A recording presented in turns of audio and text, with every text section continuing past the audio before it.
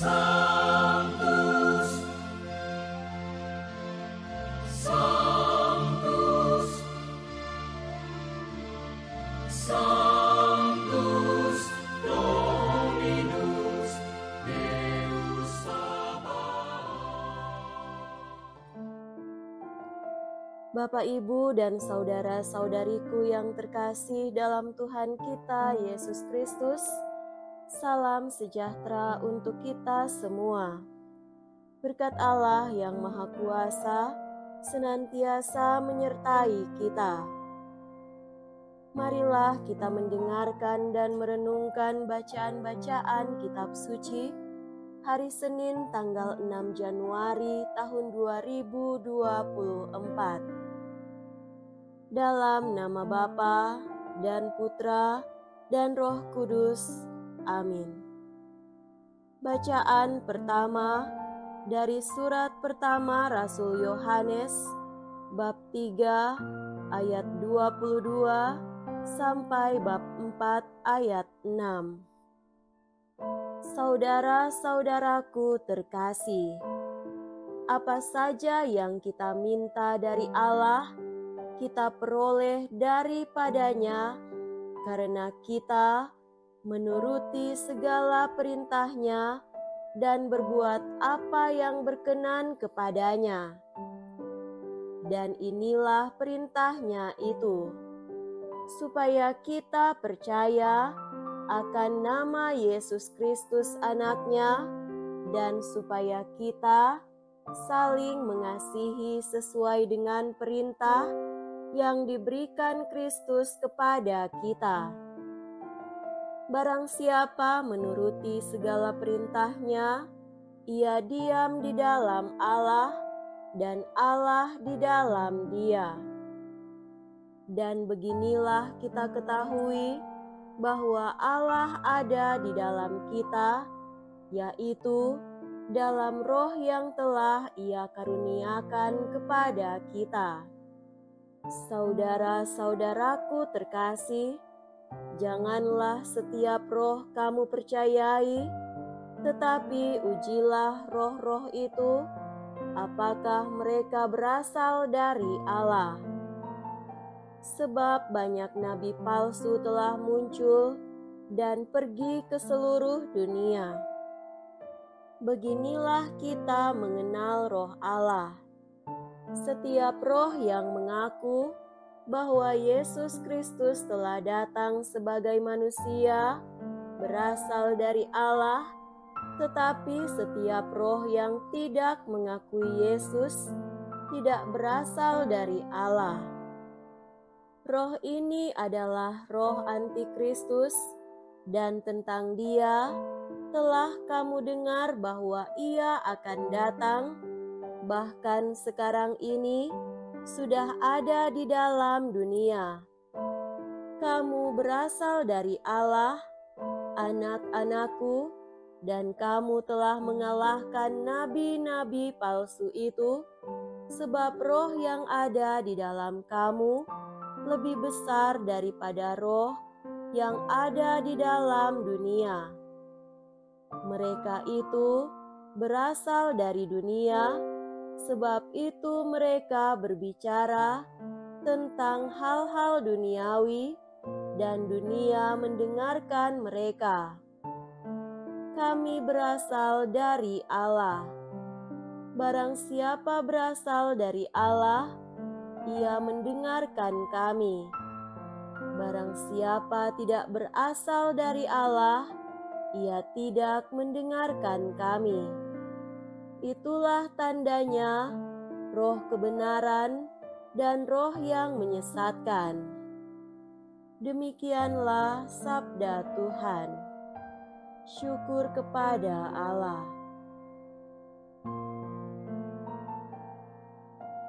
Semoga Tuhan beserta kita sekarang dan selama-lamanya. Inilah Injil suci menurut Santo Matius. Dimuliakanlah Tuhan. Injil Matius bab 4 ayat 12 sampai 17 Dilanjutkan dengan ayat 23 sampai 25. Ketika mendengar bahwa Yohanes Pembaptis ditangkap, Yesus menyingkir ke Galilea. Ia meninggalkan Nazaret dan diam di Kapernaum, di tepi danau, di daerah Sebulon dan Naftali, supaya genaplah firman yang disampaikan oleh Nabi Yesaya. Tanah Sebulon dan tanah Naftali, jalan ke laut, daerah seberang Sungai Yordan, Galilea, wilayah bangsa-bangsa lain, bangsa yang diam dalam kegelapan, telah melihat terang yang besar, dan bagi mereka yang diam di negeri yang dinaungi maut, telah terbit terang. Sejak waktu itu, Yesus memberitakan, "Bertobatlah, sebab kerajaan surga sudah dekat." Yesus pun berkeliling di seluruh Galilea. Ia mengajar dalam rumah-rumah ibadat dan memberitakan Injil Kerajaan Allah, serta melenyapkan segala penyakit dan kelemahan di antara bangsa itu. Maka tersiarlah berita tentang Dia di seluruh Syria, dan dibawalah kepadanya semua orang yang buruk keadaannya, yang menderita berbagai penyakit dan sengsara, yang kerasukan, yang sakit ayan dan lumpuh, lalu Yesus menyembuhkan mereka. Maka orang banyak berbondong-bondong mengikuti Dia. Mereka datang dari Galilea dan dari Dekapolis, dari Yerusalem, dari Yudea, dan dari seberang Yordan. Demikianlah sabda Tuhan. Terpujilah Kristus.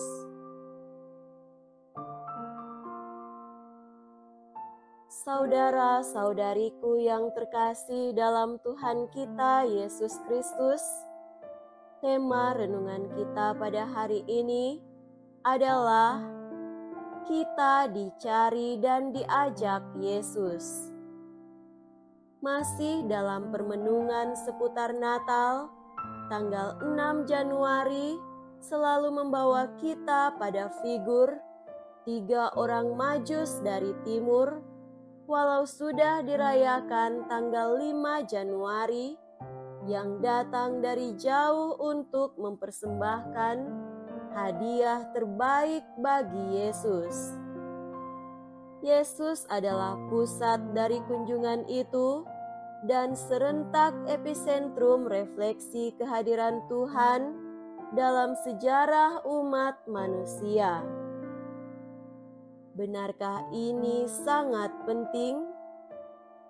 Ada yang bahkan bertanya, apakah Yesus lahir, hidup, wafat, dan bangkit untuk membawa kita pada kerajaannya? Benar bahwa ini penting bagi kita dan bahwa benar Dia akan membawa kita pada kerajaannya. Itu semua dimulai dengan memahami pengajarannya. Bagaimana Yesus memulainya? Rahasia pengajarannya dimulai dengan bertobatlah, sebab kerajaan surga sudah dekat. Itu berarti Tuhan berada dekat dengan kita, dan itu adalah cara Dia menjadi pusat.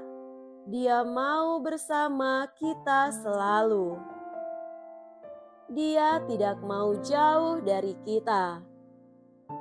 Dia mau menjadi manusia, mau menjadi daging, menghancurkan segala penghalang, dan tidak ada jarak dengan manusia. Itulah yang baru saja kita rayakan pada hari Natal Tuhan kita Yesus Kristus. Mengapa itu sangat penting?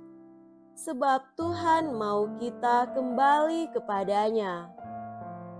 Dia tahu ada sesuatu yang tidak beres dalam hidup manusia.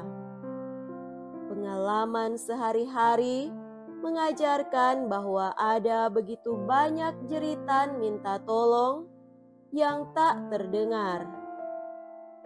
Kita bergabung dengan gerombolan orang-orang yang lupa akan sesama yang menderita. Dia mencintai kita dan kita membutuhkannya. Bahkan Dia memerintahkan agar kita percaya akan nama Yesus Kristus, Anak-Nya.